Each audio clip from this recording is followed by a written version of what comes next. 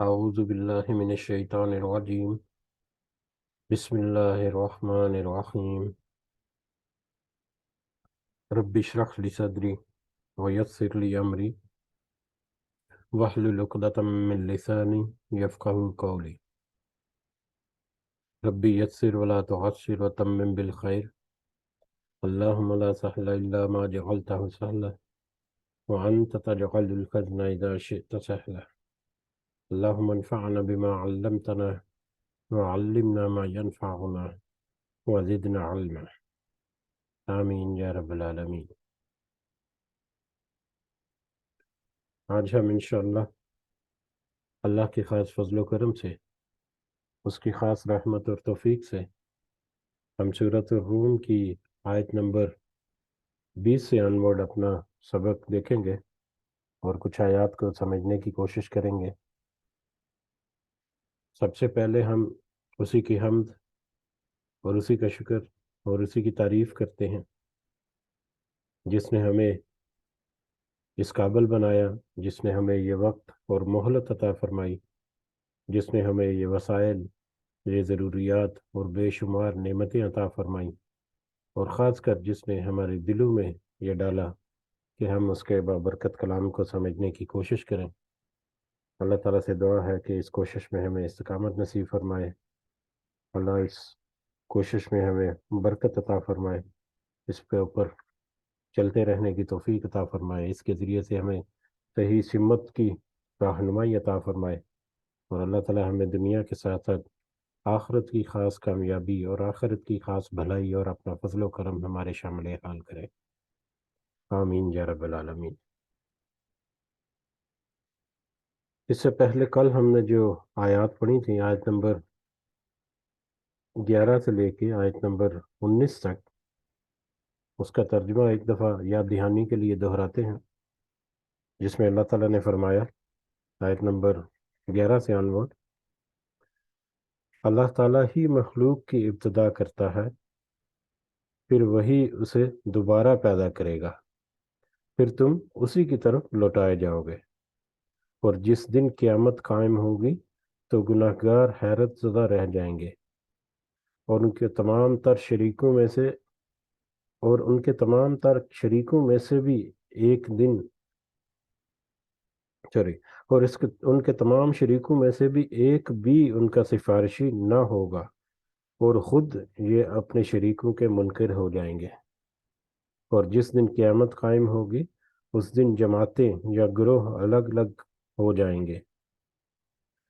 جو ایمان لا کر نیک اعمال کرتے رہے وہ تو جنت میں خوش و خرم کر دیے جائیں گے،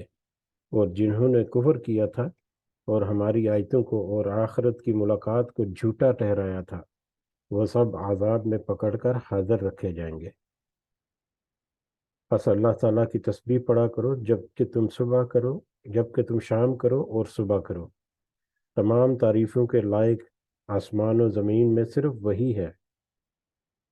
تیسرے پہر کو اور ظہر کے وقت بھی اس کی پاکیزگی بیان کرو،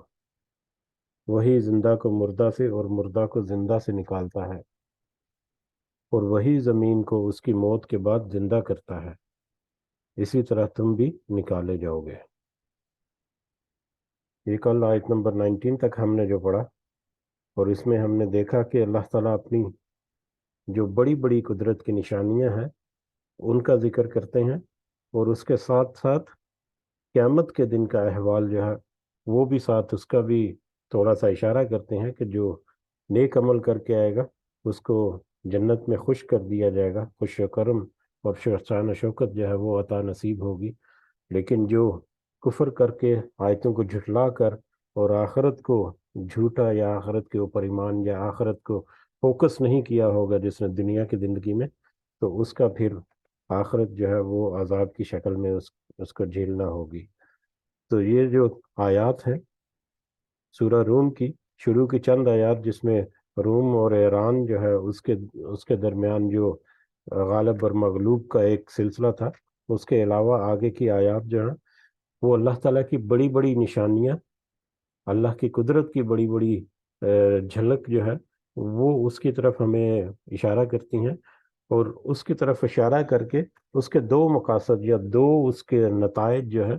وہ ہمیں اخذ کرتی ہیں اس میں سے. دونوں جو ہے وہ سائڈ بائی سائڈ ہر آیت میں ہمیں ملیں گے،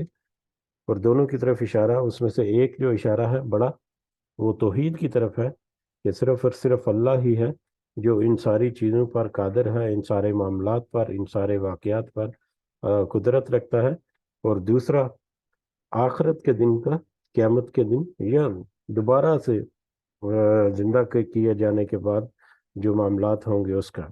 کیونکہ مشرقین مکہ جو ہے وہ دو معاملوں میں ان کے لیے بہت مشکل تھی وہ اس کے اوپر اعتماد کرنا ان کا. سب سے پہلے تو توحید، کہ توحید کے اوپر وہ یقین نہیں رکھتے تھے، یا توحید کے اوپر وہ کمزور تھے، یا صحیح معنوں میں تو اللہ کا تعارف ان کے پاس تھا لیکن شرک کے بہت سارے میٹر جو ہیں اس میں تھے. اور دوسرا قیامت کے بارے میں وہ شش و پنج میں تھے، یا قیامت کے بارے میں کچھ لوگ تو تھوڑا بہت مطلب اگر مانتے بھی تھے تو وہ بھی کچھ اپنے گھڑے ہوئے عقائد کے مطابق تھے. اگر اللہ تعالیٰ آج ہمارے ساتھ خوش ہے، آج اللہ نے ہمیں عزت دولت اور شہرت اور آسانیاں عطا کی ہیں، تو اللہ تعالیٰ ہم سے خوش ہے اور آخرت میں بھی ہمیں ایسا ہی دے گا. اور اکثر ان کے جو ہے وہ ویسے ہی دوبارہ اٹھنے کا یا آخرت کا ویسے ہی انکار کر دیں. تو یہ دونوں چیزیں جو ہیں یا یہ دونوں عقائد جو ہیں وہ ساتھ ساتھ چلتے ہیں، توحید بھی اور آخرت یا دوبارہ سے اٹھ جانے کی طرف بھی اشارہ. اور یہ دونوں بڑی نشانیاں، ایک انسان اگر ان کو فوکس کر کے اپنی زندگی بسر کرے گا تو پھر اس کا آخرت میں کیا انجام ہوگا یا آخرت میں کیا اس کا بدلہ ہوگا، وہ بھی ساتھ ساتھ ہمیں ان آیات میں ملتا ہے. آج ہم جو رکوع پڑھیں گے انشاءاللہ آیت نمبر 20 سے انورڈ، اس میں بھی اسی طرح سے اللہ تعالیٰ کی بڑی بڑی کچھ نشانیوں کی طرف اشارہ ملے گا. اور ان نشانیوں کے اشارے کے ساتھ ساتھ توحید کا جو درس ہے وہ بھی ملے گا. اور آخر میں جا کر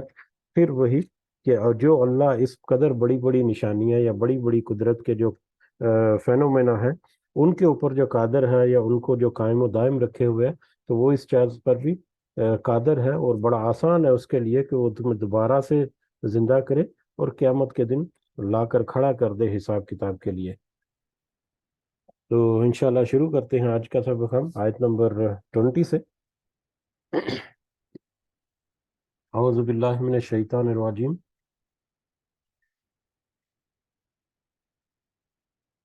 ومن آیاتہ، اور اس کی نشانیوں میں سے، یا اللہ کی نشانیوں میں سے، ان خلقکم، کہ اس نے پیدا کیا تمہیں.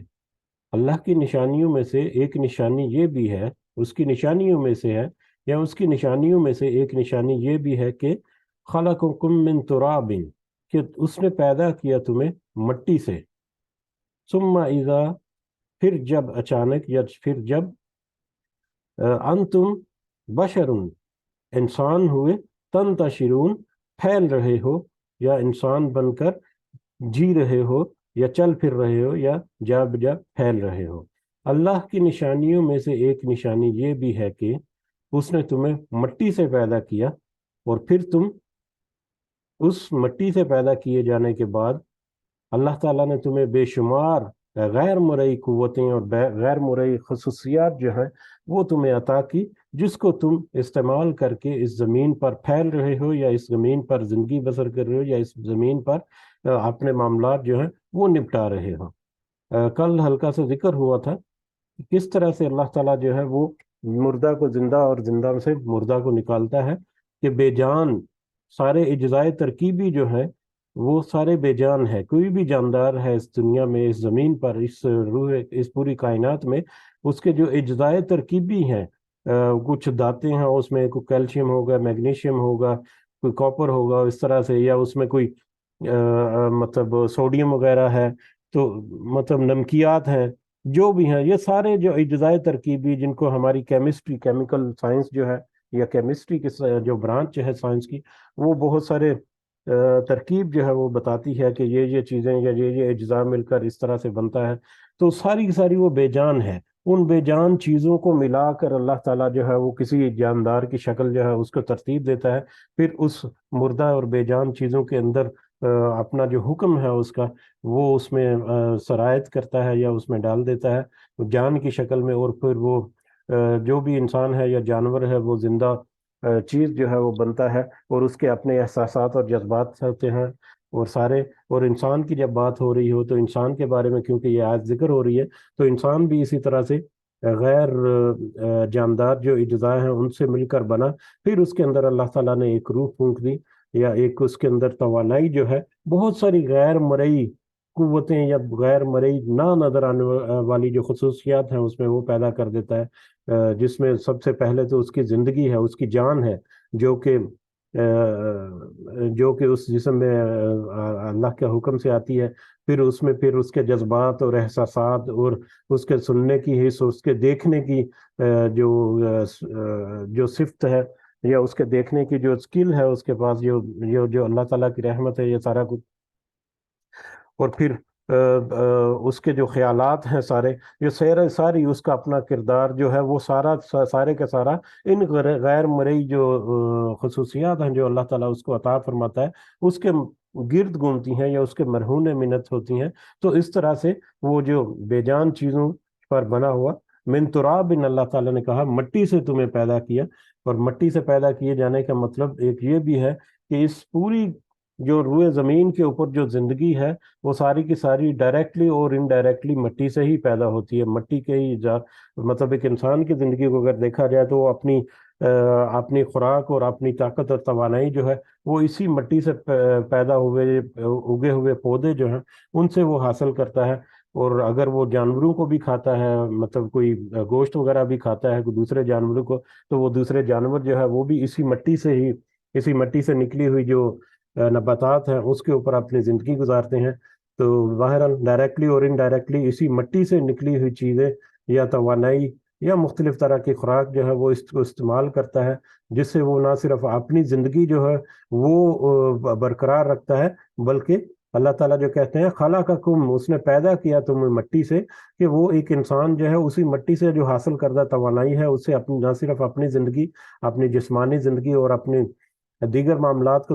مطلب ضروریات پوری کرتا ہے اپنی انرجی کی، بلکہ اسی میں اس کا جو ریپروڈکشن سسٹم ہے، اس کا جو نسل بڑھانے کا جو ایک پورا باقاعدہ نظام ہے، وہ اس کے لیے بھی توانائی اسی مٹی سے حاصل کردہ جو خوراک ہے اس میں سے نکالتا ہے. اور پھر وہ ریپروڈکٹیو اپنا سسٹم جو ہے اس کے ذریعے سے جب اگلی نسل جو ہے وہ اس کی آتی ہے، تو کس طرح سے ایک انسان جو ہے اللہ تعالیٰ اس کو تخلیق کر دیتا ہے پانی کے ایک بے قدر نطفے سے. پھر وہ انسان دوبارہ اللہ تعالیٰ اس کو پھر حفاظت فرماتا ہے اس کی زندگی کی، اور وہ اسی طرح سے اس مٹی سے اپنی توانائیاں حاصل کرتا ہے مختلف طریقے سے خوراک جو ہے استعمال کر کے یا مختلف خوراک کھا کر. اور پھر وہ انسان جو ہے بڑا ہوتا ہے، جوان ہوتا ہے، اور پھر وہ ثم اذا انتم بشر تنتشرون، کہ پھر تم اچانک جو ہے پھیل رہے ہو. پھر وہ ان خصوصیات کے ساتھ زندگی بسر کرتا ہے مختلف طرح کے معاملات میں. بلکہ مجھے ایک آیت یاد آ گئی، کافی پہلے ہم نے ایک آیت پڑھی تھی کہ وہی اللہ ہے جو تمہیں پیدا کرتا ہے اور تمہاری زندگی کی حفاظت بھی کرتا ہے، اور جب تم جوان ہو جاتے ہو، بڑے ہو جاتے ہو، تو پھر تم اسی کے سامنے تکبر کے ساتھ کھڑے ہو جاتے ہو، اسی کے سامنے اسی کی توحید کا انکار کر دیتے ہو، جس کے ہی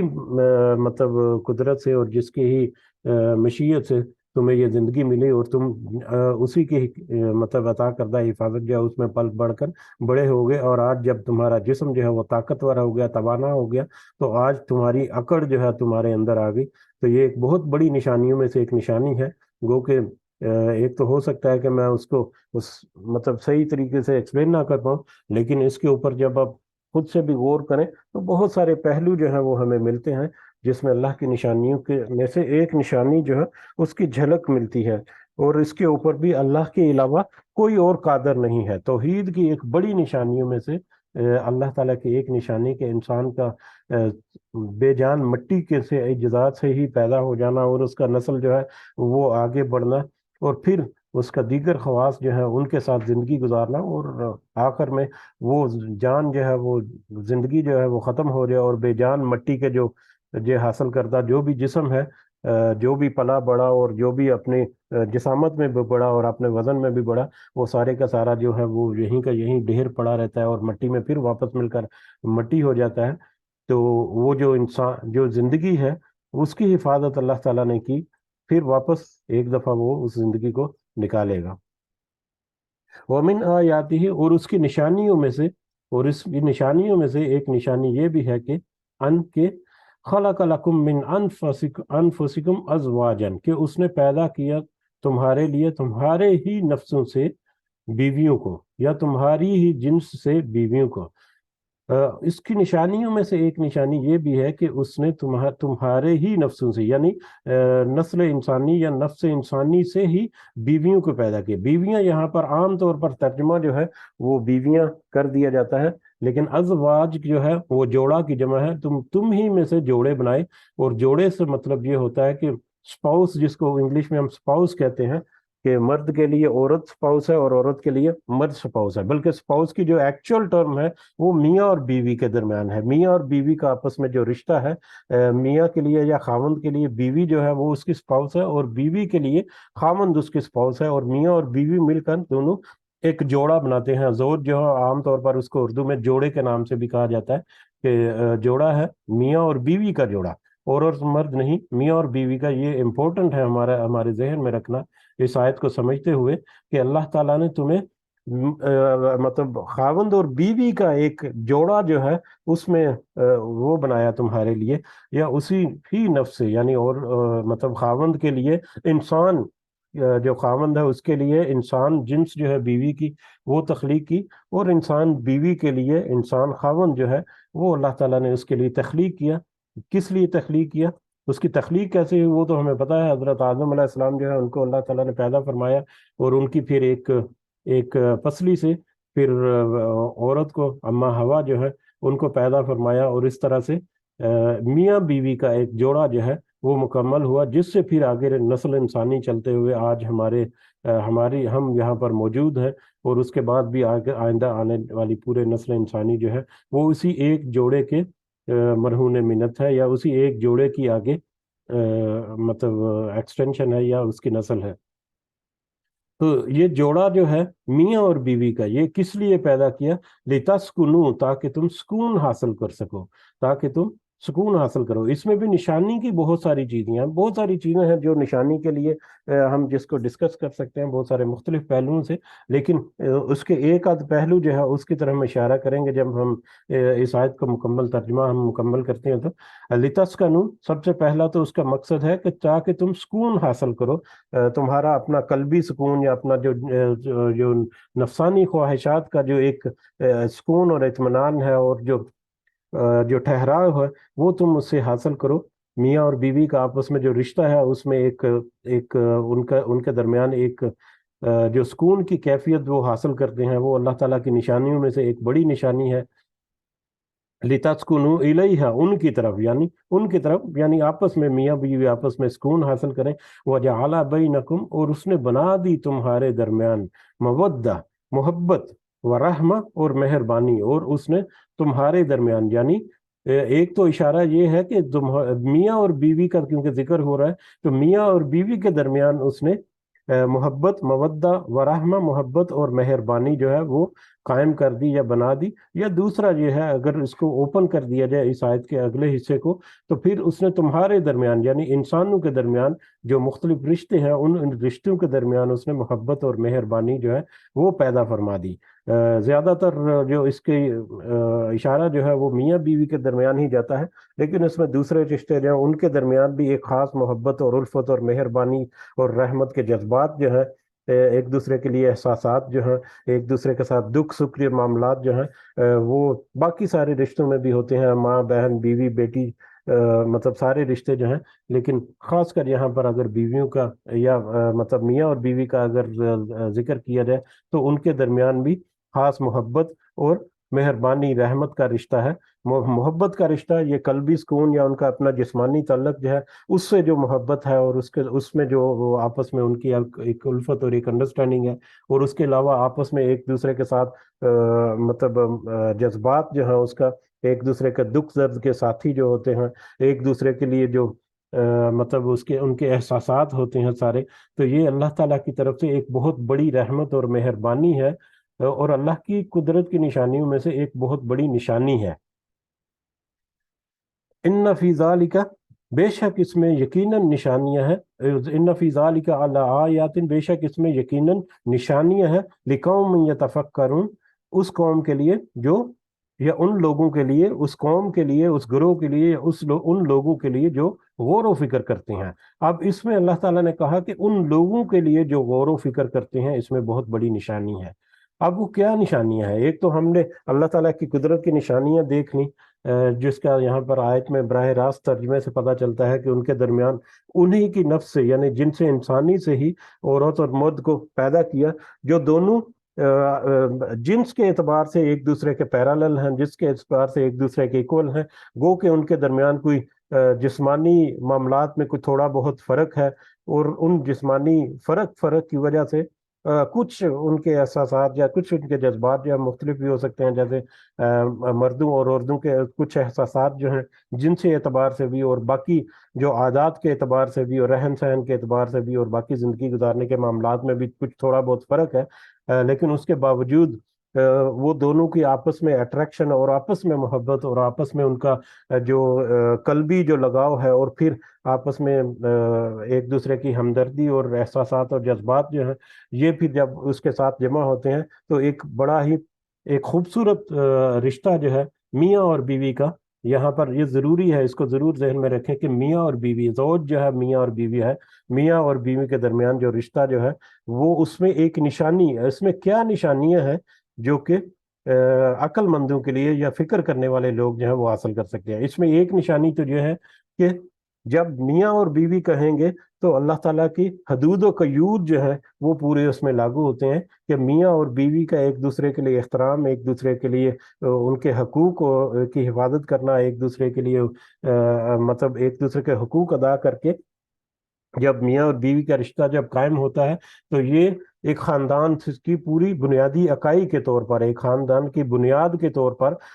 میاں اور بیوی کا آپس میں رشتہ ڈیولپ ہوتا ہے، جس کے بعد پھر اگلی نسل یعنی کہ ان کے بچے جو ہوتے ہیں، پھر ان کی تربیت جو ہے وہ بھی اسی طرح سے میاں اور بیوی مل کر کرتے ہیں، ایک دوسرے کے ساتھ کوآپریٹ کر کے، ایک دوسرے کے ساتھ تعاون کر کے مختلف طرح کے معاملات میں پھر وہ اگلی نسل جو ہے جب اس کو پروان چڑھتی ہے تو وہ بھی پھر اسی طرح سے بڑی ہو کر کچھ نہ کچھ کردار ادا کرتی ہے۔ اور پچھلی آیت میں انتم بشر تنتشرون، کہ وہ بھی پھر اس طرح سے پھیل جاتے ہیں، ان کو بھی اللہ تعالیٰ غیر مرئی خصوصیات جو ہے وہ نوازتا ہے زندگی کے ساتھ ساتھ، اور پھر اسی طرح سے پھر وہ بھی آگے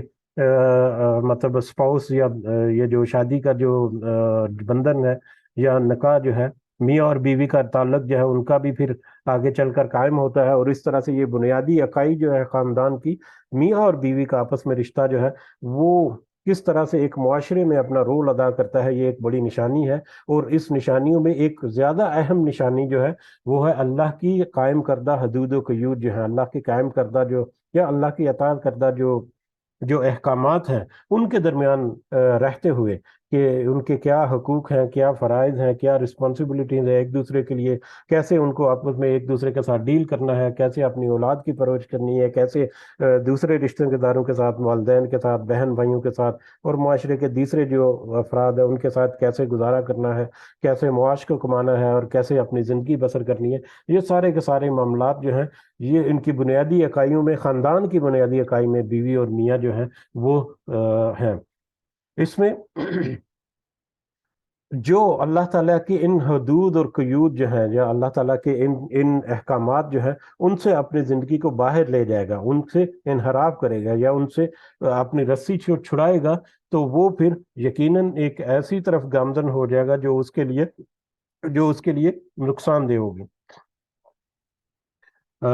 جو اس کے لیے نقصان دہ ہوگی، اور جو اس کے لیے آخرت کی خرابی کا باعث بھی بنے گی۔ اس کی اگزامپل کے طور پر ہم دے سکتے ہیں کہ میاں بیوی کے درمیان یا عورت اور مرد کے درمیان ایک جو قانونی رشتہ ہے وہ میاں اور بیوی کا ہے، جو اللہ تعالیٰ کی طرف سے عقد نکاح کی شکل میں ہے۔ لیکن اگر عقد نکاح جو ہے اس کی اہمیت کو ختم کر دیں، اس کے قانون کو یا اس کی جو اہمیت ہے اس کو بالکل بھول کر بس اپنی مرضی سے جنسی تعلقات وغیرہ قائم کرتے ہو جائے، اگر انسانوں کا اس میں کوئی ایسا بندھن نہ ہو میاں بیوی کا جو قانونی رشتہ ہے، تو پھر انسان اور جانور کی زندگی میں کیا فرق رہ جائے گا؟ جانوروں کے درمیان بھی اس طرح کے تعلقات ہوتے ہیں، لیکن ان میں کوئی اس طرح سے ایک سیٹ جو لمٹس ہیں وہ نہیں ہوتی، بے راہ روائی ہوتی ہے، کون کس کا بیٹا ہے اور کون کس کی بیوی ہے اور کون کس کا کیا رشتہ دار ہے، سب گڈ مڈ ہوگا ایک ایسے معاشرے میں جہاں پر میاں اور بیوی کے درمیان ایک جو اللہ کا جو قائم کردہ رشتہ جو ہے، جو قانونی رشتہ جو ہے، وہ جب تک ڈیولپ نہ ہو تو ایک بڑی بے راہ روی ہوتی ہے، جس سے پورا خاندانی نظام جو ہے وہ اپسیٹ ہوگا، نہ صرف اپسیٹ ہوگا بلکہ بہت ساری برائیوں کا پیش خیمہ بھی ہوگا، بہت ساری برائیاں بھی ان میں جنم لے گی، اور ان میں پھر کردار جو ہے وہ بھی خراب ہوگا، اور عاقبت جو ہے وہ تو یقیناً اس کی جاتی ہی رہے گی۔ تو اللہ تعالیٰ کی بڑی نشانیاں ان لوگوں کے لیے جو فکر کرتے ہیں۔ آج کی دنیا میں ہم دیکھتے ہیں کہ اہل مغرب جو ہیں، جنہوں نے اس اللہ کے قانون کو توڑ کر یعنی عقد نکاح جو ہے، ایک حلال جو رشتہ ہے میاں اور بیوی کا، اس کو چھوڑ کر ایک بے روی کا رشتہ اپنایا ہے۔ اگر ان کے معاشروں کو ہم اسٹڈی کریں تو وہاں پر کس کس طرح کی خوفناک معاشرتی جو برائیاں جو ہیں وہ پائی جاتی ہیں، اور آج وہ اس چیز کا احساس کرتے ہیں کہ ہاں یہ مشرق کا معاشرہ ہے، یا خاص کر مسلمانوں کے جو معاشرہ ہے، اس میں جو خیال رکھا جاتا ہے ایسی چیزوں کا، وہ کتنا امپورٹنٹ ہے۔ ان کے معاشرے میں بغیر شادی کے جو ان کے معاملات بگڑے ہوئے ہیں، اس کی ایک بڑی وجہ جو ہے وہ اب ان کو سامنے آ رہی ہے۔ ان کا خاندانی سسٹم جو ہے، فیملی سٹرکچر جو ہے، وہ بالکل تباہ ہو چکا ہے، اور وہ سب اکائی اکائی ہو چکے ہیں۔ اور ہمیں پتہ ہے کہ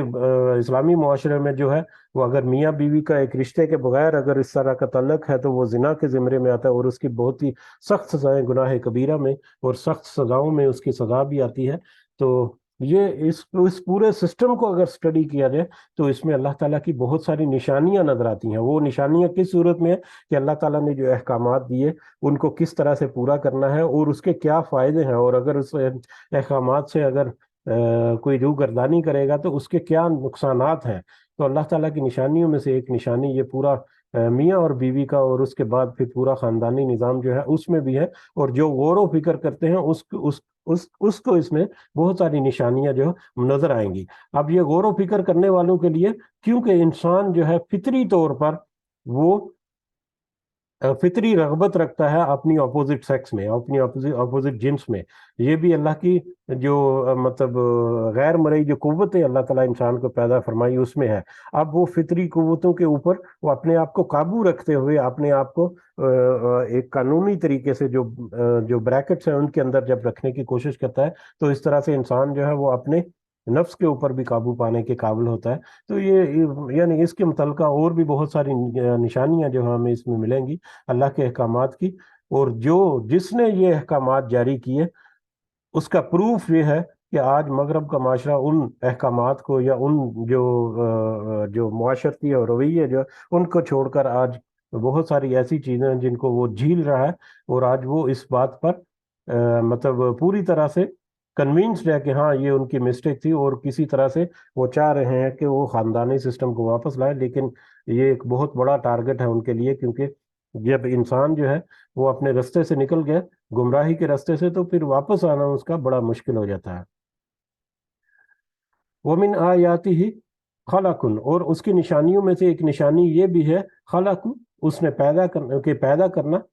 خلق السماوات والارض، آسمانوں اور زمین کا، آسمانوں اور زمین کا پیدا کرنا،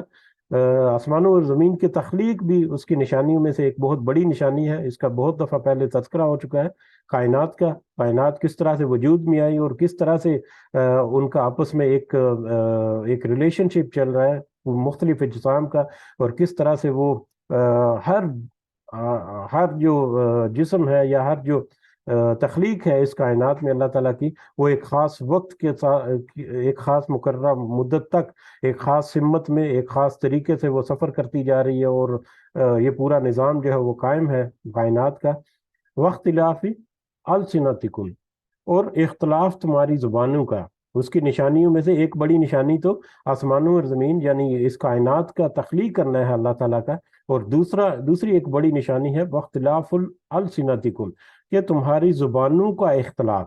کہ تم ایک دوسرے کے ساتھ مختلف زبانیں جو ہیں تمہاری وہ تمہارے اندر موجود ہیں، وَأَلْوَانِكُمْ، اور تمہارے رنگ، تمہاری زبانیں اور تمہارے رنگ جو ان میں جو اختلاف ہے وہ بھی اللہ کی نشانیوں میں سے ایک نشانی ہے۔ إِنَّ فِي ذَلِكَ لَآيَاتٍ لِلْعَالَمِينَ، بے شک اس میں یقیناً نشانیاں ہیں علم رکھنے والوں کے لیے۔ زبانوں کا اختلاف اور رنگوں کا اختلاف. زبانوں کا اختلاف اگر ہم دیکھیں تو مختلف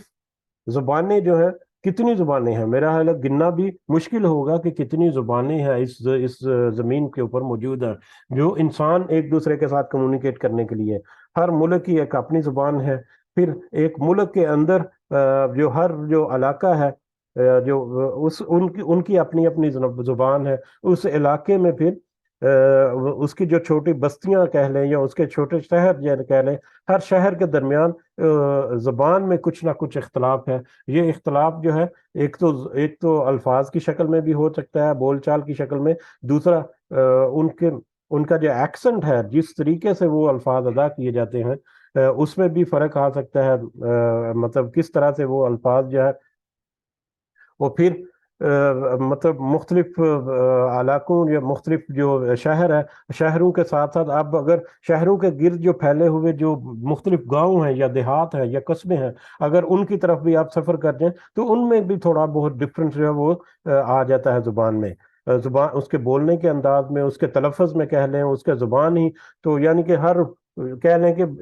ایک شہر سے یا ایک بستی سے نکل کر دوسری بستی میں جائیں گے تو وہاں پر آپ کو رہن سہن میں، وہاں پر زبان میں، ان کی بول چال میں، ان کے الفاظ کے چناؤ میں کچھ نہ کچھ فرق جو ہے وہ محسوس ہوتا چلا جاتا ہے. تو ایک علاقے سے کچھ 60 70 80 کلومیٹر سفر کر کے دوسرے علاقے میں جائیں گے تو آپ کو زبان میں فرق جو ہے واضح فرق نظر آئے گا. 80 کلومیٹر اور آگے جائیں گے تو زبان میں تھوڑا سا اور فرق نظر آ جائے گا، اور آگے جائیں گے تو اور نظر آ جائے گا. تو تھوڑے تھوڑے سے فاصلے کے اوپر ہم دیکھیں کہ اپنی زبانوں کا اختلاف جو ہے وہ موجود ہے. یہ بھی اللہ تعالیٰ کی بڑی نشانیوں میں سے ایک نشانی ہے. لیکن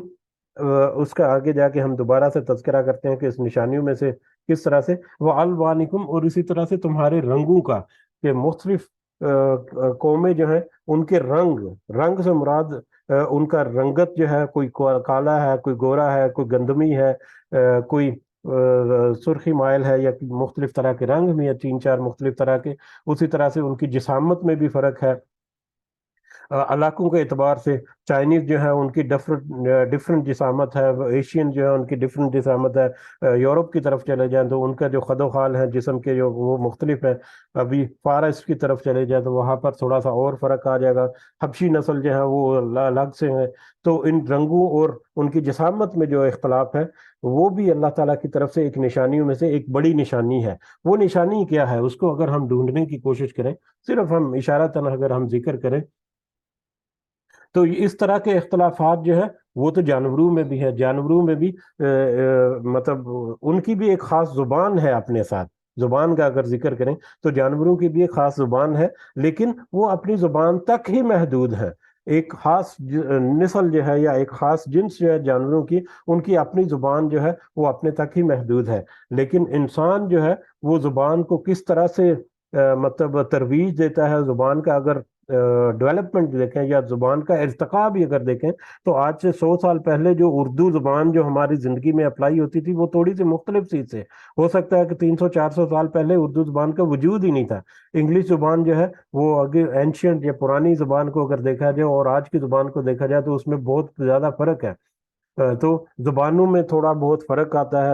ایک دوسرے کے ساتھ اختلافات ہوتے ہیں انسانوں کا، لیکن اوورآل انسان کی نسل کے اندر وہ زبان جو ہے وہ قائم ہے اور وہ ایک دوسرے کے ساتھ پھر بھی کمیونیکیٹ کر سکتے ہیں. مختلف زبانوں کے حامل جو انسان ہے وہ بھی ایک دوسرے کے لیے ٹرانسلیٹ کر کے زبانوں کو استعمال کر سکتے ہیں یا سمجھ سکتے ہیں، ایک دوسرے کے ساتھ کمیونیکیٹ کر سکتے ہیں. جیسے کہ کوئی ایک عرب باشندہ جو ہے وہ انگلش میں کمیونیکیٹ کرتا ہے انگلش جاننے والوں کے ساتھ، تو دو مختلف زبانیں جاننے والے جو ہیں وہ بھی ایک دوسرے کے ساتھ کمیونیکیٹ کر لیتے ہیں. لیکن جانوروں میں یہ چیزیں نہیں ہیں. اسی طرح سے زبان کا ارتقاء جو ہے وہ بھی جانوروں میں اس طرح سے نہیں ہے. اسی طرح سے رنگوں کا فرق جو ہے، اب رنگوں کا یا جسامت کا یا مطلب کریکٹرسٹک کا فرق اگر جانوروں میں ہے تو ان کو پھر ڈفرینٹ سپیسیز میں ڈال دیا جاتا ہے. رنگوں کا فرق جو ہے وہ تھوڑا بہت فرق جو ہے وہ تو مطلب چل جاتا ہے. جیسے بکریاں جو ہے،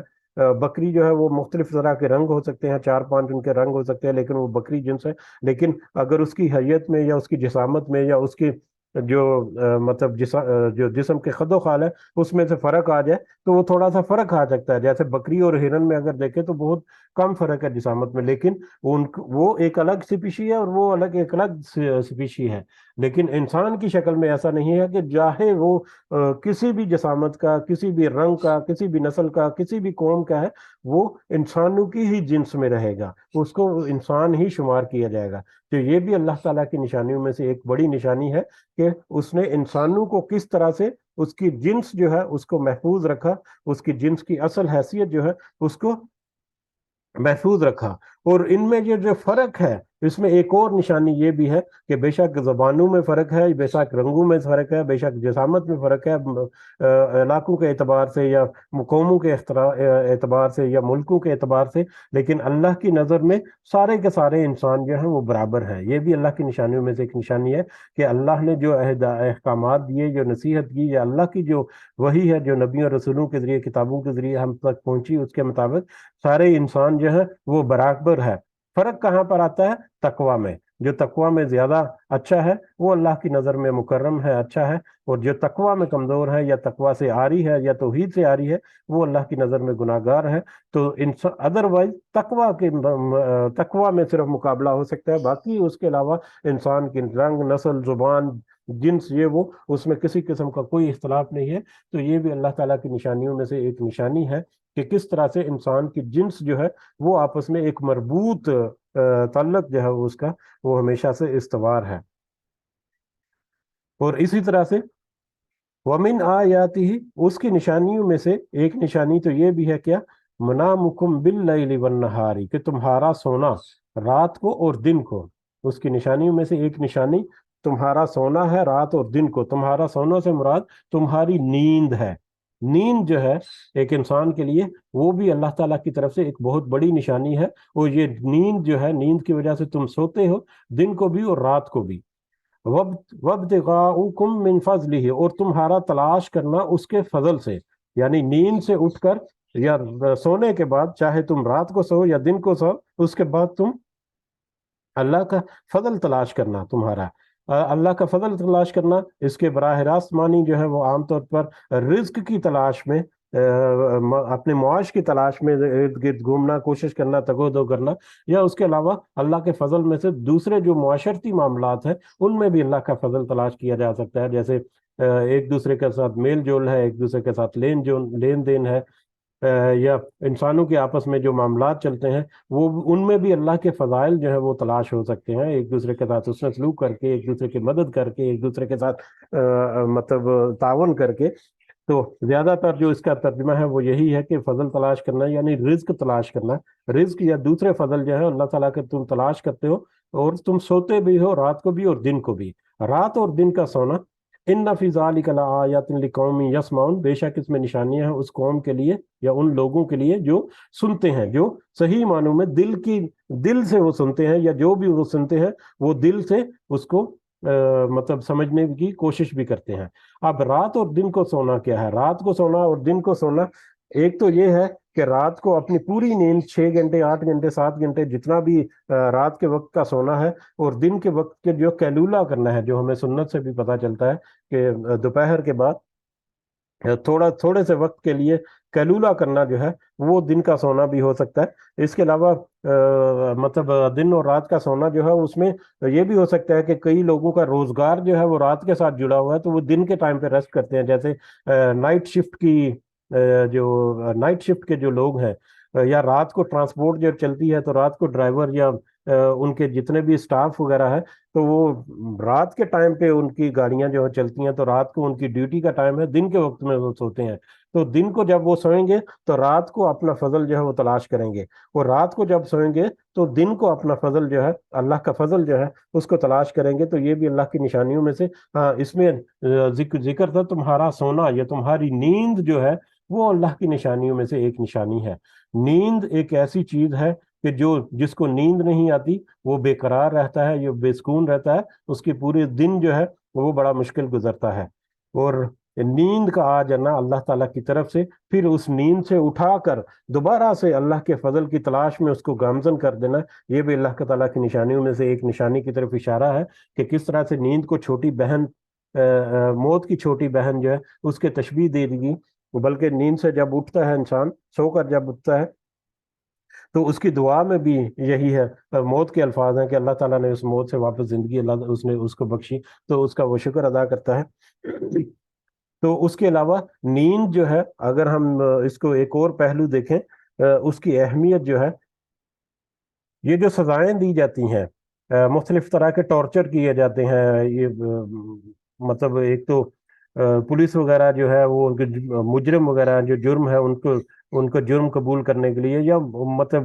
قانونی یا غیر قانونی طریقے سے جس طرح سے بھی یہ ٹارچر جو کیا جاتا ہے، تو اس ٹارچر میں یا اس جو سزا ہے اس میں سے ایک انتہائی سخت سزائیں جو ہے، ان میں سے ایک سخت ترین سزاؤں میں سے ایک سزا یہ بھی ہے کہ کسی کو سونے نہ دینا ہے۔ ایک کوئی بھی مجرم ہے یا ملزم ہے یا کوئی بھی اگر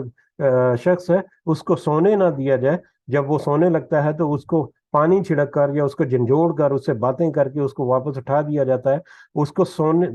کے سونے سے روکنے کے لیے مختلف طرح کے اقدامات کیے جاتے ہیں، اس طرح سے اس کے ذہن کے اوپر کس طرح سے وہ اثر پڑتا ہے، کس طرح سے وہ معاف ہو جاتا ہے۔ یہ اگر آپ کو اندازہ کرنا ہے تو کسی ایسے بندے سے پوچھیں جس کے ساتھ یہ ظلم کیا گیا ہو، کہ کتنا بڑا ظلم ہے کہ اس کو سونے سے روکنا۔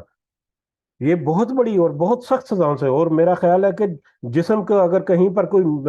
ضرب ہے یا کچھ زخم ہے یا اس طرح کا ہے، اس کو بھی انسان برداشت کر لیتا ہے، لیکن سونے سے روکنا ایک خاص حد تک ممکن ہے، اس سے زیادہ جب کرے گا تو اس کا ذہن جو ہے وہ بھی شک ہو سکتا ہے، ڈم ہو سکتا ہے، وہ بھی بیکار ہو سکتا ہے، ناکارہ ہو سکتا ہے۔ اس قدر یہ اذیت ناک سزا ہے کہ سونے سے روکنا۔ تو یہ نیند جو ہے یا سونا جو ہے تمہارا، یہ بھی اللہ تعالیٰ کی طرف سے ایک بہت بڑا کرم ہے تمہارے اوپر، اللہ کی بہت بڑی نشانیوں میں سے ایک نشانی ہے کہ جو تم رات کو اور دن کو اللہ تعالیٰ کی طرف سے تمہارے اوپر نیند غالب ہوتی ہے اور تم آرام اور سکون حاصل کرتے ہو، اور پھر واپس تر و تازہ ہو کر ایک نئے جذبے کے ساتھ تم واپس اپنی زندگی میں چلے جاتے ہو، اور واپس اپنے معاش یا اللہ تعالیٰ کا فضل جو ہے اس کو تلاش کرتے ہو۔ تو یہ بھی جو غور فکر کرتے ہیں، جو سنتے ہیں دل سے جو ان چیزوں کو سن کر اثر قبول کرتے ہیں، ان کے لیے یہ بہت بڑی نشانیاں ہیں۔ تو یہ اللہ کی بہت بڑی بڑی نشانیاں ہیں، اور ان کے بہت بہت پہلو وسیع ہیں۔ اگر ایک ایک آیت کو ہم تفصیل سے مختلف پہلو اس کے تلاش کرنے کی کوشش کریں تو بہت ہی وسعت ہمیں ملتی ہے اس میں۔ وَمِنْ آیَاتِهِ، اور اس کی نشانیوں میں سے ایک نشانی یہ بھی ہے، یُرِیکُمُ الْبَرْقَ خَوْفًا، وہ دکھاتا ہے تمہیں بجلی خوفاً ڈرانے سے، وہ طمعاً اور امید دلانے کے لیے۔ وہ تمہیں بجلی، یہ بجلی جو ہے کڑک جو ہے، یہ آسمانی بجلی جو ہے اس کی طرف اشارہ ہے کہ وہ تمہیں، یہ آسمانی بجلی جو ہے وہ تمہیں ڈرانے اور امید دلانے کے لیے دکھاتا ہے، ڈرانے اور امید دکھانے کے لیے دکھاتا ہے۔ اس کو ہم ایک دوسرا پہلو بھی ہم سمجھتے ہیں آج، لیکن عام جو پہلو ہے جو کہ ترجمے میں یا تفاسیر میں وہ ملتا ہے، وہ یہ ہے کہ جب موسم جو ہے وہ بہت ہی بگڑا ہوا ہوتا ہے، بہت ہی زیادہ بادل اور بہت ہی زیادہ اس طرح کا موسم ہوتا ہے، تو اس میں جو بجلی کی چمک، عام طور پہ وہ بجلی جو ہے وہ بادلوں میں جب چمکتی نظر آتی ہے تو صرف ہمیں روشنی ہی فیل ہوتی ہے، لیکن وہ بجلی جب کڑک کی شکل میں تیز مطلب آواز کے ساتھ وہ جب گرجتی ہے، اور پھر وہ بجلی زمین کی طرف بھی جب ٹریول کرتی ہے، تو یہ تمہارے لیے ایک بڑا خوف جو ہے اس میں اللہ تعالیٰ اس میں دکھاتا ہے کہ وہ بجلی جو ہے وہ کس قدر خطرناک ہے، کہ جس چیز کے اوپر وہ پڑتی ہے، اگر وہ کیپچر کر جائے کسی انسان کے اوپر یا کسی ایسی چیز کے اوپر، تو وہ آنن فانن اس کو جلا کر راکھ کر دیتی ہے، اس قدر وہ خطرناک بجلی ہوتی ہے۔ تو وہ بجلی دکھا کر تمہیں وہ ڈراتا ہے، اور پھر اس میں تمہیں وہ امید بھی دلاتا ہے۔ وہ امید کیا ہے؟ وہ امید ہے کہ اس موسم کے ذریعے سے پھر اللہ تعالیٰ بارش برسائے گا، اور اس بارش سے پھر مطلب مردہ زمین جو ہے اس میں پھر واپس زندگی جو ہے لہلہا اٹھے گی، یا موسم جو ہے اس کی جو شدت ہے، گرمی کی شدت کم ہو جائے گی، اور موسم جو ہے معتدل ہو جائے گا، یا اس طرح کی بہت ساری امید جو ہے وہ انسان کو اس موسم سے لگتی ہے۔ لیکن اس آیت میں اگلا جو حصہ ہے اس کو پڑھتے ہیں پہلے، اس کے بعد پھر واپس آتے ہیں کہ بجلی کا خوف جو ہے اور امید جو ہے وہ اس کا ایک اور پہلو جو کیا ہے۔ بہرحال अल्लाह ताला जो है बिजली जो है वो दिखाता है डराने के लिए, और उसमें से उम्मीद भी दिलाता है, या उसमें एक तमा जो है इंसान का वो भी है। और वो तमा क्या है कि उससे जरिए से मौसम जो है मुतदल हो जाएगा, या जमीन जो है वो हरी भरी हो जाएगी। वो युनज़्ज़िलु मिनस समाई माअन, और वो आसमान से पानी बरसाता है बारिश की शक्ल में। फयुहयी बिही बिहिल अर्द बाद मौतिहा, और फिर जिंदा करता है उसके जरिए से जमीन को उसकी मौत के बाद, उसकी वीरानी के बाद। बहुत दफा जिक्र हुआ कि जिस तरह से बारिश जब बरसती है तो वो मुर्दा जमीन जो खुश्क और बंजर लगती है, उसमें से वो हरियाली और फसलें वगैरह जो है वो भी उसमें से निकलती है। और बाकी जो सब्जा है, घास फूस और बाकी जो सब्जा है पहाड़ों के ऊपर अगर देखें तो बारिश के बाद किस तरह से वो लहलहा होता है पूरी जमीन। तो ये नज़ारा जो है ये अल्लाह ताला की निशानियों में से एक निशानी है कि किस तरह से वो मुर्दा जमीन में से पानी आसमान से बरसा कर बारिश की शक्ल में उसको जिंदा कर देता है। इन्ना फी ज़ालिका लआयात लिकौम याकिलून, इसमें यकीनन निशानियां हैं उन लोगों के लिए जो अकल रखते हैं। अब यहाँ पर हम देखते हैं कि अल्लाह ताला ने आयत के शुरू में तो कहा कि बिजली के खौफ और उम्मीद दिला, बिजली दिखा कर तुम्हें डराता भी है और तुम्हें उम्मीद भी दिलाता है, या तमा करता है, इंसान जो है उसमें से तमा करता है। और उसके बाद बारिश का भी जिक्र कर दिया। तो अब जो पहला है इसका हिस्सा कि बिजली से खौफ और उम्मीद,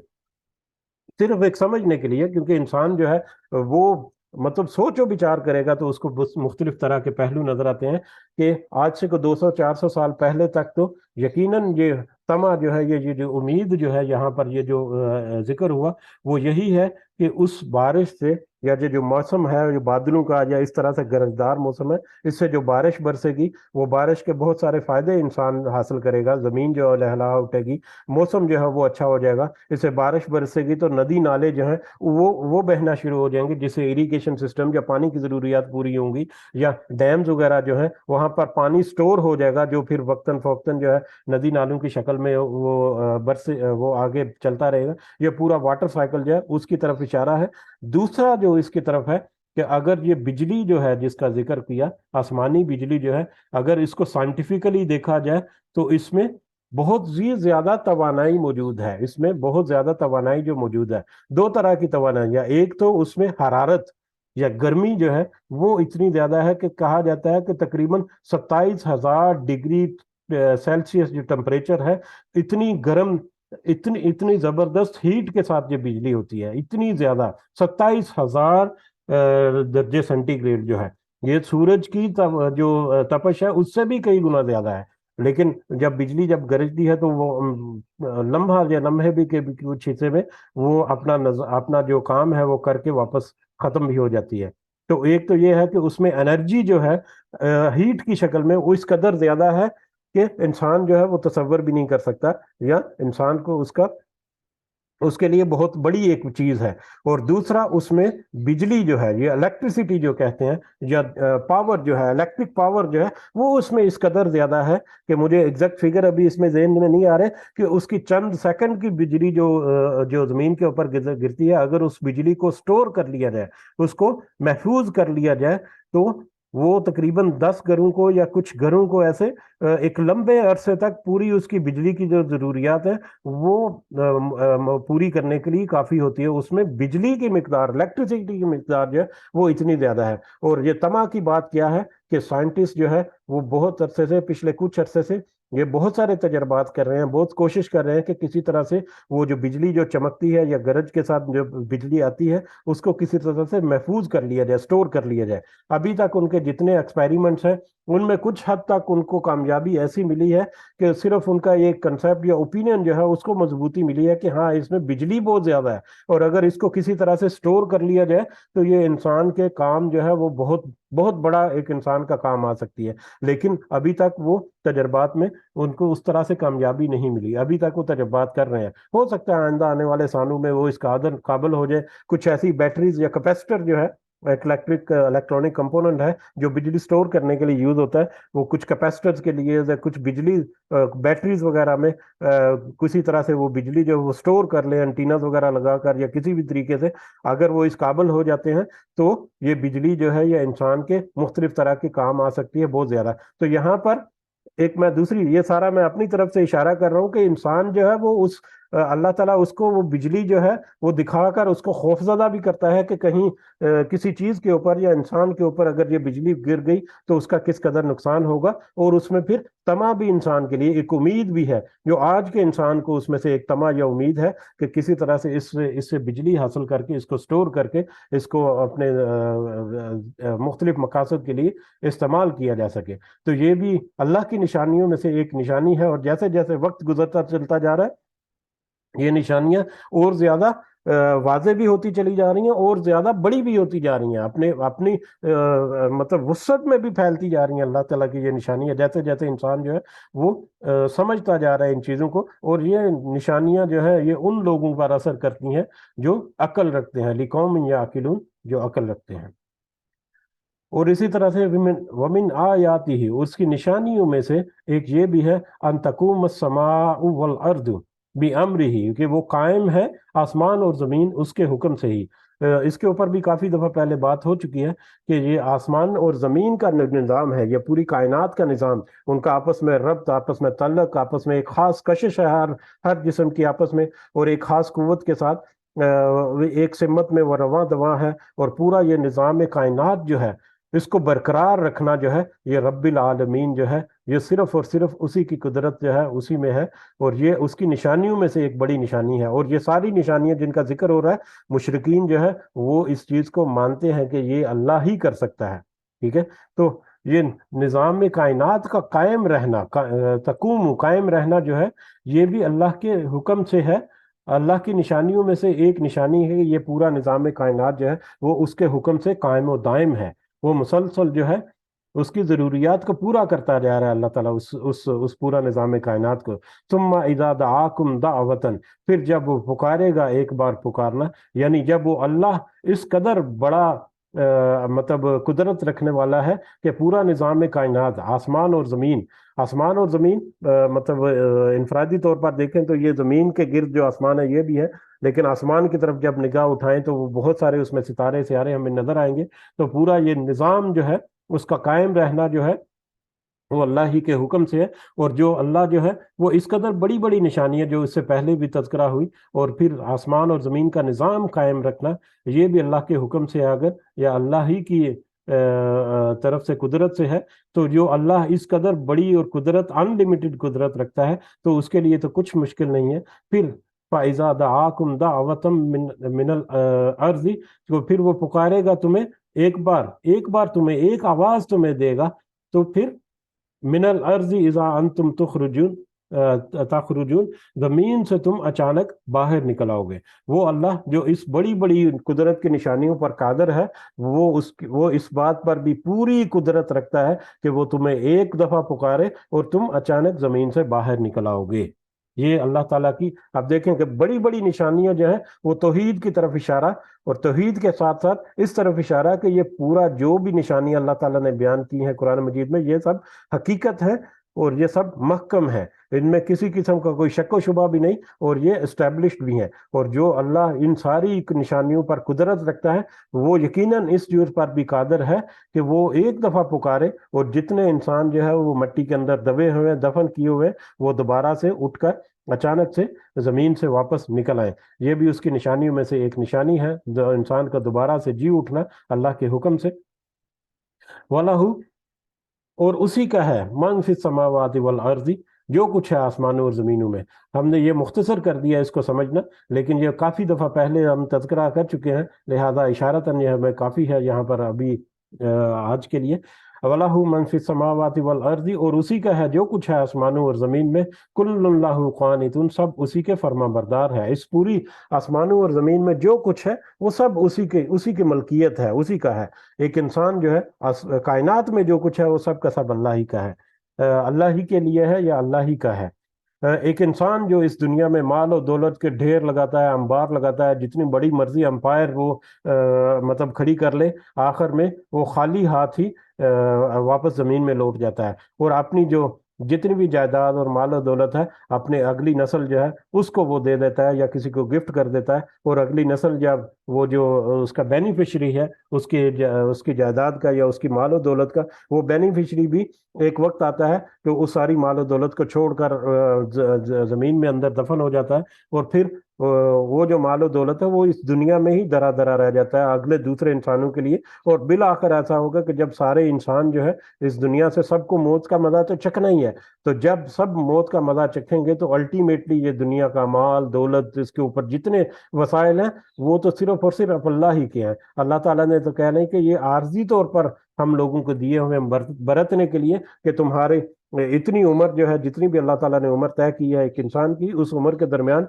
میں تمہیں یہ وسائل دیتا ہوں، کم دیتا ہوں یا زیادہ، اللہ تعالیٰ کی مرضی سے ہے، تو وہ اللہ تعالیٰ ان کو وسائل مہیا کرتا ہے عارضی طور پر برتنے کے لیے، جیسے کسی سے کوئی چیز ادھار لے کر اس کو واپس استعمال کر کے واپس کر دیا جاتا ہے، اسی طرح سے یہ عارضی طور پر برتنے کے لیے، اور اس کا فائدہ انسان کس طرح سے اٹھاتا ہے وہ اب اس انسان کے اختیار میں ہے کہ وہ کیا وہ فائدہ جو ہے وہ صرف دنیا گزارنے کے لیے کرتا ہے، یا اس میں سے کچھ ایسا فائدہ میں بچا بھی لیتا ہے جو آخرت میں اس کے کام آتی ہے۔ بہرحال دنیا میں یہ اس کائنات میں جو کچھ ہے وہ سب کا سب اللہ ہی ہے، اللہ ہی اس کا واحد ہے، مالک ہے، اور سارے کے سارے ساری کی مخلوقات جو ہے یا پوری کائنات جو ہے وہ اسی کے تابع ہے یا اسی کی فرما بردار ہے۔ وَهُوَ الَّذِي يَبْدَأُ الْخَلْقَ خلقہ، اور وہی ہے جو پہلی بار پیدا کرتا ہے مخلوق کو، ثم یعیدہ، پھر وہ اعادہ کرتا ہے یا لوٹائے گا اسے، وہ احون علیہ، اور وہ بہت آسان ہے اس پر۔ یہ پہلے کل اس کا تفصیل سے ہم نے تذکرہ کیا تھا کہ کس طرح سے عدم سے مارز وجود میں لے کر آیا انسان جو ہے وہ اللہ جو ہے وہ انسان کو اور دوسری مخلوقات کو، اور پھر انسان کو وہ واپس اعادہ بھی کرتا ہے، واپس وہ دوبارہ سے ایک دفعہ زمین کے اوپر ظاہر بھی کرتا ہے۔ وہ احون علیہ، اور یہ تو بہت آسان ہے اس پر، پہلی دفعہ عدم سے مارد وجود میں لے آنا یہ بڑا چیلنج ہے جو اللہ تعالیٰ کے لیے کچھ مشکل نہیں، تو جو عدم سے مارد وجود میں لے آیا اللہ، تو دوبارہ سے اس کو پیدا کرنا یا دوبارہ سے ظاہر کر دینا وہ تو اس کے لیے بہت آسان ہے، یہ اللہ کے لیے بہت آسان ہے۔ وَلَهُ الْمَثَلُ وَلَهُ الْمَثَلُ الْأَعْلَى، اور اس کے لیے مثال اعلیٰ یا اس کی صفات جو ہے وہ اعلیٰ ہے، بلند و برتر ہے، یا وہ مثال میں اعلیٰ ہے، بے مثال ہے، فی السماوات والارض، آسمانوں اور زمین میں، یعنی اس پوری کائنات میں اللہ کی مثال یا اللہ کی صفات جو ہے وہ اعلیٰ ہے، وہ بے مثال ہے، اور بہت اعلیٰ صفات کا حامل ہے، جو صفات ہم سوچ بھی نہیں سکتے، ہم اس کا احاطہ نہیں کر سکتے، ہمارے وہم و گمان میں بھی نہیں آ سکتی کس قدر بڑی اس کی قدرت ہے۔ وَهُوَ الْعَزِيزُ الْحَكِيمُ، اور وہ انتہائی غالب ہے اور حکمت والا ہے۔ یہ وہ اس پوری کائنات جو بھی انسان کو تخلیق کیا، باقی جانداروں کو تخلیق کیا، باقی موجودات، اس پوری کائنات میں جتنی تخلیق ہے اللہ تعالیٰ اس کے اوپر غالب ہے، پوری طرح سے اس کے اوپر غالب ہے، پوری طرح سے اس کے اوپر دسترس رکھتا ہے، قوت رکھتا ہے، قدرت رکھتا ہے، اور حکیم بھی ہے، بڑی حکمت کے ساتھ وہ ساری کائنات کے نظام جو ہے وہ چلا رہا ہے، اس میں انسانی زندگی جو ہے وہ اس میں بھی بڑی حکمت ہے۔ اور آج جو ہم نے آیات پڑھی اللہ تعالیٰ کی، اس میں اللہ تعالیٰ کی کتنی حکمت جو ہے وہ نظر آتی ہے ہمیں، اگر ہم دوبارہ سے ایک دفعہ ان کی طرف یاد دہانی کریں یا نظر دورائیں تو ہمیں پھر اللہ کی حکمت اور اللہ کی جو اس میں تدبیر ہے وہ بھی ہمیں نظر آتی ہے کہ کس قدر بڑی حکمت کے ساتھ اللہ تعالیٰ نے یہ ساری چیزیں جو ہے وہ نہ صرف ترتیب دی بلکہ ان کی زندگی کا نظام جو ہے اس کو بھی قائم و دائم رکھے ہوئے، اور یہ ایک مقررہ وقت تک اپنے طے شدہ منزل کی طرف بڑھتا جا رہا ہے۔ تو اس ساری پوری کائنات کی زندگی میں انسان ایک ایسی مخلوق ہے جس کو اللہ تعالیٰ نے اختیار دیا کہ اب تم چوز کر لو کہ یہ پوری کائنات جو ہے یہ ایک وقت پر اس کا یہ حال ہو جائے گا، اب تم یہاں پر اپنی زندگی کے درمیان چوز کرو کہ اس کائنات کے وہ مقررہ وقت کے بعد جب اگلا وقت جب شروع ہوگا تو اس میں تمہیں کیا پوزیشن اپنے لیے،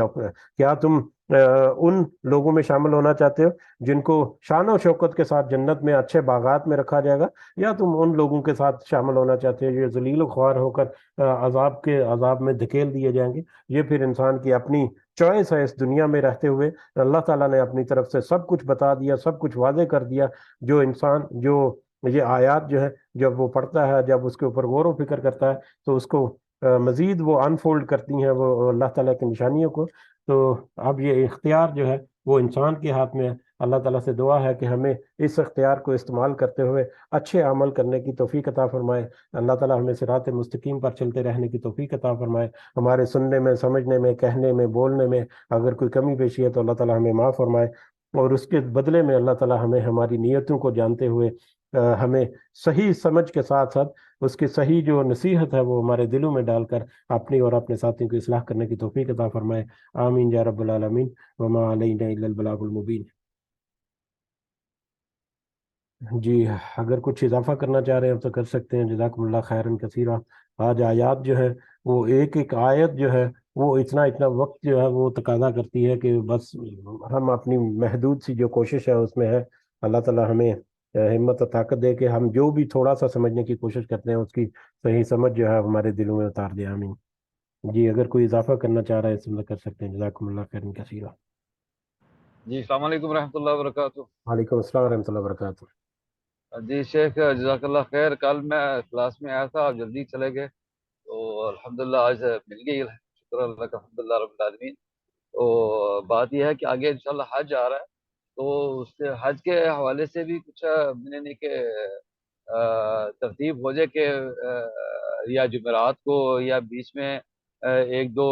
دن رکھ کے حج کا جو صحیح طریقہ جو ہے کمپلیٹ جو ہے اس پر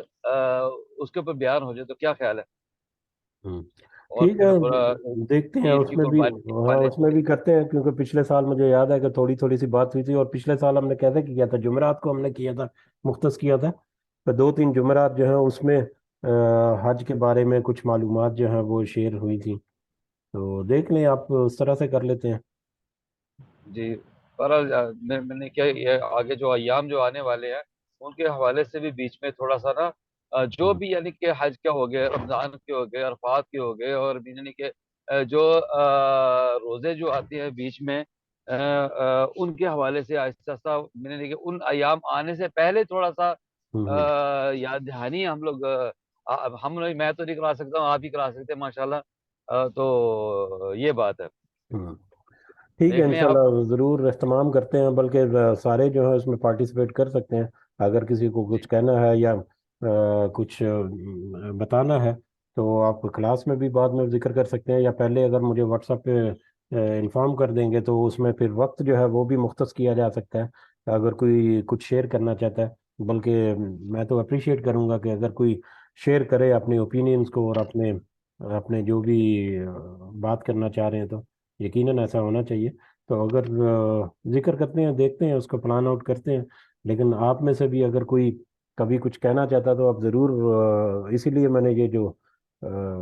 مطلب سپیکرز ہیں ان کو الاؤ کیا ہوگا کہ کوئی بھی کبھی بھی کسی بھی وقت بات کر سکتا ہے. اور اگر کوئی کسی کو کسی ٹاپک کے اوپر کچھ ٹائم چاہیے ہو تو مجھ سے رابطہ کر کے تو پھر اتنا اتنا ہم ٹائم جو ہے وہ کلاس میں سے ہم اپنی مجلس میں نکال بھی لیں گے، مختص کر لیں گے انشاءاللہ. جی بہتر، جزاک اللہ خیر. اور معذرت کے ساتھ کیونکہ ٹائم ہم لوگ کے پاس بڑا کم ہی ہوتا ہے، مارننگ ڈیوٹی بھی ہوتی ہے، اور لا حول ولا قوت الا باللہ یعنی کہ آپ کو پتہ ہے. تو اس لیے میں معذرت چاہتا ہوں کہ میں کلاس میں فرسٹ یعنی کہ پہلے سے نہیں ہوتا ہوں، ہوں. شاید لاسٹ پہ آ جائے. تو کل میں یہ آپ کی کلاس میں کوشش آیا ہے، تھا آپ لیکن آج شامل میں ہوتے ہیں. بھولے گئے. جی یہ آپ کی کوشش ہے، آپ شامل ہوتے ہیں. اللہ تعالیٰ قبول کرے انشاءاللہ. انما الاعمال بالنیات انشاءاللہ. اچھا اچھا. ٹھیک ہے، جزاک اللہ خیر شیخ، بارک اللہ فیک. جزاکم اللہ خیرن کثیرہ. جی کوئی اور پوائنٹ اگر اضافہ کرنا چاہ رہے ہیں کوئی تو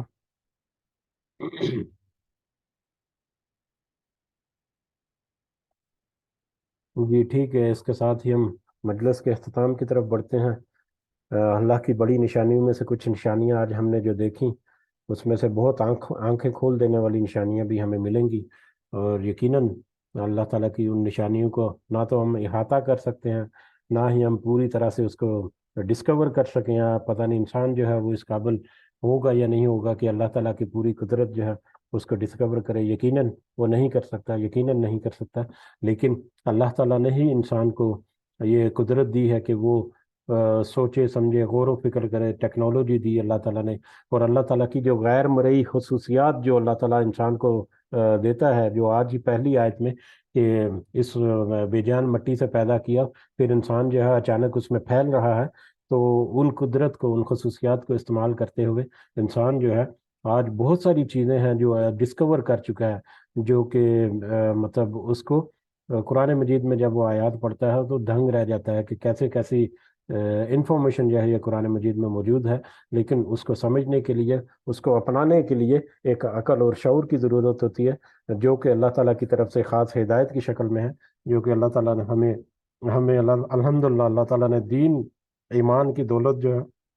اس سے تو ہمیں اللہ تعالیٰ نے منور کیا ہوا ہے۔ اللہ تعالیٰ سے یہ بھی دعا ہے کہ اس کے ایمان کی حفاظت کرنے کی اللہ تعالیٰ ہمیں توفیق عطا فرمائے۔ اللہ تعالیٰ ہمارے والدین کے ساتھ خاص رحم رکھے، خاص فضل و کرم سے ان صحت سے بھرپور زندگی عطا فرمائے، اور جس دنیا سے چلے گئے ہیں ہمارے والدین اور بزرگ بہن بھائی سارے مومنین اور مومنات، اللہ تعالیٰ سب کو خاص فضل و کرم عطا فرمائے اور جنت الفردوس میں اعلیٰ مقام عطا فرمائے۔ ہمارے ظاہری اور باطنی مسائل میں اللہ تعالیٰ خاص مدد اور رہنمائی عطا فرمائے۔ ہمارے کاروبار کے، جابس کے یا دیگر معاشی معاملات میں بہت سارے لوگ پریشان ہیں، اللہ تعالیٰ ان کو خاص آسانیاں اور خاص ان کے اوپر فضل و کرم عطا فرمائے۔ دنیا کا جو فضل و کرم جس کا اللہ تعالیٰ نے بار بار ذکر کیا، جو کہ عام تفاسیر میں ملتا ہے آج بھی، کہ تم سوتے ہو اور دن کو اور رات کو سونے اور جاگنے کے درمیان میں تم اللہ کا فضل بھی تلاش کرتے ہو، تو اللہ تعالیٰ ہمیں وہ فضل جو ہے وہ عطا کرے، اور ایسا فضل اللہ تعالیٰ ہمیں عطا فرمائے جو ہمیں اس دنیا میں بھی ہمارے کام آئے اور آخرت میں بھی ہمارے کام آئے۔ آمین یا رب العالمین۔ ربنا آتنا فی الدنیا حسنہ وفی الآخرۃ حسنہ وقنا عذاب النار۔ ربنا ظلمنا انفسنا وان لم تغفر لنا وترحمنا لنكونن من الخاسرین۔ ربنا تقبل منا انک انت السمیع العلیم وتب علینا انک انت التواب الرحیم۔ سبحان ربک رب العزۃ عما یصفون وسلام علی المرسلین والحمد للہ رب العالمین۔ سبحانک اللہم وبحمدک اشہد ان لا الہ الا انت استغفرک واتوب الیک۔ جزاکم اللہ خیرا کثیرا۔ السلام علیکم ورحمۃ اللہ وبرکاتہ۔